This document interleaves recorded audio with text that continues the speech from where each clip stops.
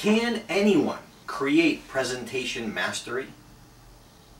No matter what your background, whether you have severe stage fright like I did back in 1992, or you're just getting started, can anyone truly become a presentation master? I believe you can. And I was reminded this year when I was working on my New Year's resolution. I bought the DVD Hip Hop Abs, and I'm trying to get back in shape. So there I am on day one, trying to stay along with the people on the TV, and I couldn't do any of the exercises, and they seemed so simple and so basic, and I was getting frustrated. After a week of still trying, I was still making mistakes. And I was reminded of a book that a CEO that I coach in his presentations gave to me. He gave me this book, and the book is called This Is Your Brain on Music: The Science of Human Obsession by Daniel J. Levitin. It's a phenomenal book, and this CEO said, Darren, this backs up your theory of stage time, stage time, stage time. In the book, he cites study after study that is criminal masterminds, athletes, musicians, all walks of life of people who actually mastered whatever it is, their hobby, their career, but whatever they wanted to master. And the one commonality they all had was 10,000 hours. 10,000 hours of doing what it is they want to master. So 10,000 hours is about 20 hours per week for 10 years. Now, obviously that's not easy, but there'll be progress along the way, and as you gain confidence, everything you do, even the practice, will be more enjoyable. That's why in the book he said that he used to give his music students the music that they liked the best.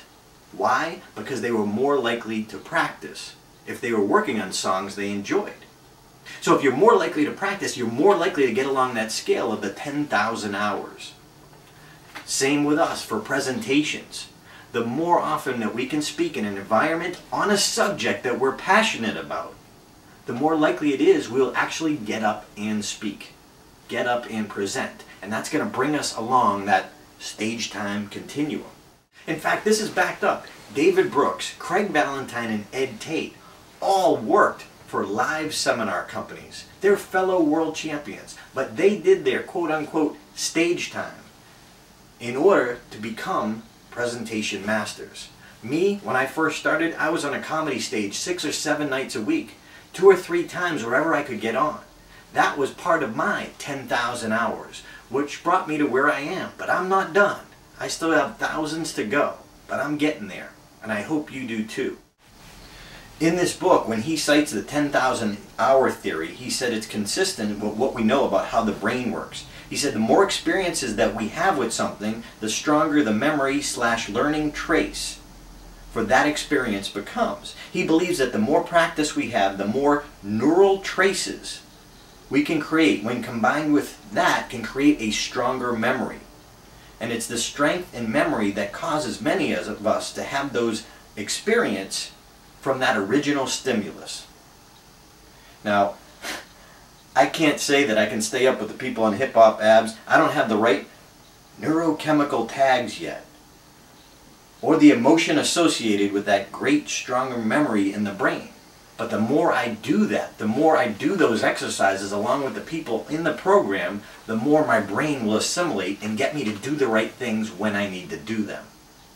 That's the same with presentations. That the more you get up there, the more you'll be comfortable, the more experiences you will have that will give you the confidence to be able to deliver your message. So question, does one become a master because of the hours? Or because they are a master, are they willing to put in the hours? My answer, both. And I don't think it matters. I think it matters though if you truly want to master anything, especially presentations. You need to put in the hours. So here's the challenge for you. How will you motivate yourself to put in more hours and make them more fun so you're more willing to do them?